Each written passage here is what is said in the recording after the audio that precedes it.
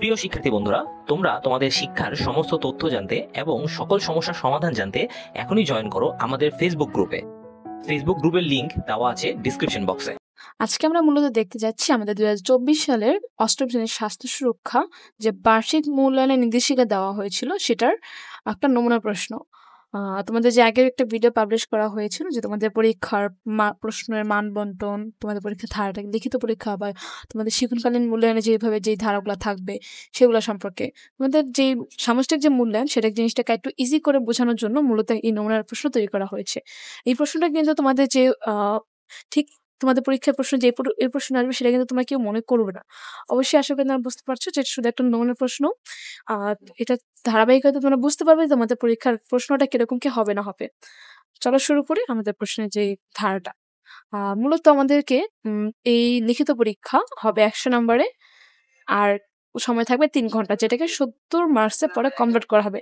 তোমরা কিন্তু যারা ভাবছো যে তোমাদের পরীক্ষা 70 নম্বরে হবে বা 70 নাম্বার অ্যান্সার করলেই হবে, তাদের এটা সম্পূর্ণ ভুল ধারণা। তোমাদেরকে অবশ্যই 100 নম্বরের পরীক্ষা হবে এবং সেই 100 নম্বরে যে নাম্বারটা পাবে সেটাকে 70 নম্বরে কনভার্ট করা হবে। আমাদের যে লিখিত পরীক্ষা সেটাকে মূলত 4 ভাগে ভাগ করা হয়েছে।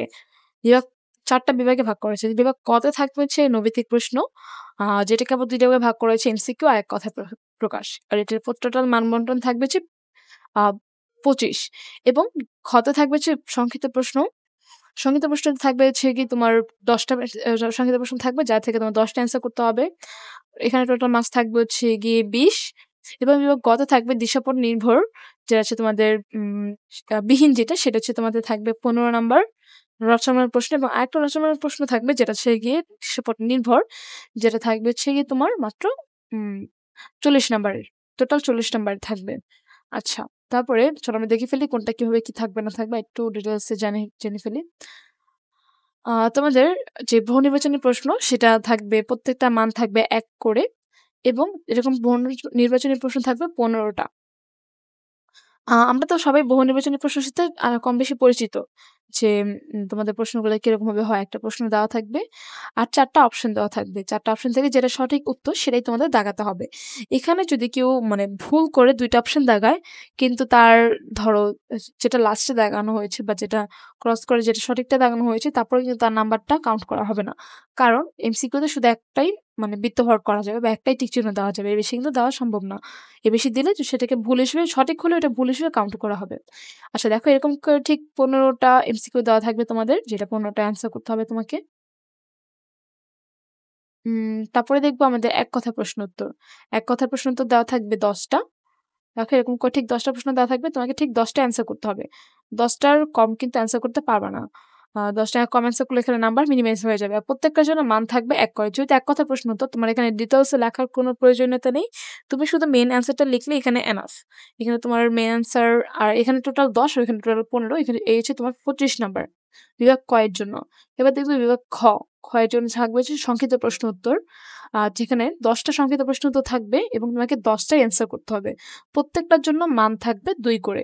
যেহেতু মান 2 করে থাকবে সেই ক্ষেত্রে তোমাকে এরকম করে অ্যান্সার করতে হবে যে 2 এর জন্য একটা প্রথমে মেইন অ্যান্সার লিখতে হবে, তারপরে এটাকে ডিটেলসে ব্রডকাটে আর একটু মানে ব্রডকাট বলতে আর 2-1 লাইনে সুন্দর করে ব্যাখ্যা করে লিখবা। তাহলে সে চাইলে 2টা প্যারা করতে পারো অথবা না করলেও হবে, কিন্তু তোমাদের সুন্দর করে ব্যাখ্যা করে লিখতে হবে যেন টিচার তোমাকে 2 দিতে বাধ্য থাকে। এরপরে দেখবো বিভাগ খ, যেটা রচনামূলক প্রশ্ন এবং দৃশ্যপট বিহীন, মানে এটাতে কোনো উদ্দীপক বা প্রেক্ষাপট থাকবে না।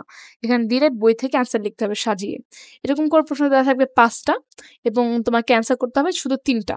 এখানে 3টা দেওয়া আছে কিন্তু মূলত তোমাদের প্রশ্ন থাকবে কিন্তু 5টা, ঠিক আছে? 5টা প্রশ্ন দেওয়া থাকবে, সেখান থেকে তুমি অ্যান্সার করবে 3টা এবং প্রত্যেকটা প্রশ্নের জন্য মান থাকে 5 করে। যেহেতু এখানে প্রশ্নের মান 5 করে, তো তুমি সেখানে ওইভাবেই সুন্দর করে ব্যাখ্যা করে লিখবা যেন টিচার তোমাকে 5-এ মিনিমাম 4 দেয়। চাইলে এর বেশি দিতে পারে, কিন্তু সর্বনিম্ন যেন 4 তুমি পাও।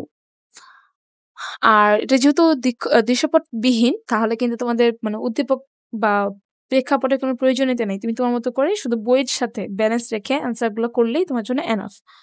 আর যেটা থাকবে সেটা হচ্ছে গিয়ে রচনামূলক প্রশ্ন উত্তর, যেটা দৃশ্যপট নির্ভর, মানে একটা উদ্দীপক বা প্রেক্ষাপট দেওয়া থাকবে, সে অনুপাতে 2টা প্রশ্ন দেওয়া থাকবে, ওই 2টা প্রশ্নের অ্যান্সার তোমাকে করতে হবে। এরকম করে প্রশ্ন দেওয়া থাকবে আমাদের 7টা, তার মধ্যে অ্যান্সার করতে হবে 5টা এবং প্রত্যেকটার জন্য মান থাকবে 8 করে, ঠিক আছে? এরকম করে প্রশ্ন দেওয়া থাকবে 7টা, তার মধ্যে অ্যান্সার করতে হবে 5টা, যেহেতু এটা ৮ করে, তো এখানে ২ টা প্রশ্নকে আলাদা, আলাদা ভাগ করা হয়েছে।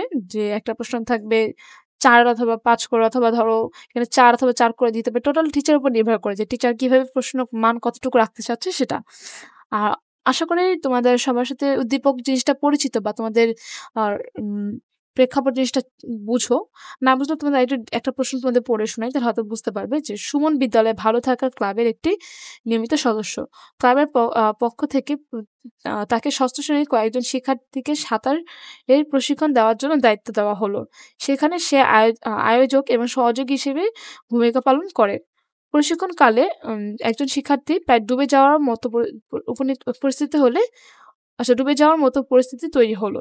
আচ্ছা, এরকম একটা উদ্দীপক দেওয়া থাকবে। এখানে তোমাদের পাঠ্য বইয়ের সাথে মিলিয়ে কিছু কোশ্চেন করা হবে, যেটার সাথে তোমার কম্পারিজন করে অথবা সাদৃশ্য দেখিয়ে তোমার অ্যান্সারগুলো করতে হবে, ঠিক আছে? এরকম প্রশ্ন দেওয়া থাকবে ৭টা, এরকম অ্যান্সার করতে হবে তোমাকে ৫টা। আর দেখো এখানে প্রত্যেকটা অ্যান্সারগুলো দেওয়া আছে যে কোনটা কিরকম ভাবে কি অ্যান্সার আছে না আছে। আশা করি তোমাদের নমুনা প্রশ্ন থেকে তোমাদের জিনিসগুলো তোমরা একটু ক্লিয়ার একটা ধারণা পেয়েছো, তোমাদের প্রশ্নগুলো কিরকম কি থাকবে না থাকবে। তারপরে তোমাদের যদি কারো কোনো প্রশ্ন থাকে যে তোমাদের এরপর কোনো কিছু বুঝতে অসুবিধা হয়ে থাকে, তাহলে কিন্তু অবশ্যই আমাদেরকে কমেন্ট করে অথবা আমাদের যে ফেসবুক গ্রুপটা আছে সেখানে তোমরা জানাতে পারো। তোমাদের যে শিক্ষণকালীন যে ইয়াটা, মানে তোমাদের শিক্ষণকালীন যে ৩০ নাম্বার থাকবে, ৩০ নাম্বারটা কিন্তু মূলত আমাদের শ্রেণী কার্যক্রমের উপর নির্ভর করে কিন্তু ৩০ নাম্বার দেওয়া হবে। তো সেখানে ছক পূরণ থাকবে, ব্যবহারিক কাজ থাকবে, অ্যাসাইনমেন্ট থাকবে, অনেক কিছু থাকতে পারে। টোটাল ৩টা জিনিস থাকবে। তো তোমাদের যাদের ছক পূরণ এখনো ফিল আপ হয়নি, তোমরা চাইলে আমাদের চ্যানেল থেকে আমাদের চ্যানেলে প্রত্যেকটা ছক পূরণ করে দেওয়া আছে, তোমরা ছকগুলো তোমরা নিজেরা করে নিতে পারো দেখে দেখে। আর তারপর তোমাদের যে দলীয় কাজগুলো দেওয়া হয় বা ব্যবহারিক বিভিন্ন কাজগুলো করতে দেওয়া হয়, সেগুলো তোমাদের যদি কোনো সমস্যা হয়ে থাকে অবশ্যই তোমরা আমাদের ফেসবুক গ্রুপে নক করে জিজ্ঞাসা করতে পারো। আমরা আমাদের থেকে যতটুকু সম্ভব সাপোর্ট দিয়ে যাবো তোমাদেরকে। এরকম ইনফরমেশন পাওয়ার জন্য অবশ্যই আমাদের চ্যানেলটাকে লাইক এবং সাবস্ক্রাইব করে রাখতে হবে, যে নতুন নতুন ইনফরমেশন পাওয়ার সাথে সাথে যেন তোমরা এই জিনিসগুলো খুব দ্রুত তোমরা জানতে পারো। আজকে ভিডিও এই পর্যন্তই, দেখা হবে পরবর্তী কোনো নতুন ইনফরমেশন নিয়ে। এ পর্যন্ত ভালো থাকার জন্য শুভকামনা রইল। আসসালামু আলাইকুম।